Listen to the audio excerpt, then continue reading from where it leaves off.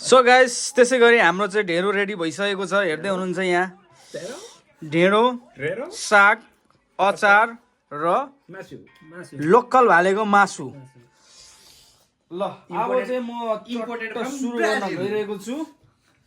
त्यसैले यसरी ल्याम्पमा चोप्ने ल्याम्पमा हाल्ने हो कसरी साथी देखाइदिनु त ओइसी ल्याम्पमा हो ल बत्ती देखाउँदा कसरी रे ल्याम्पमा राईको हो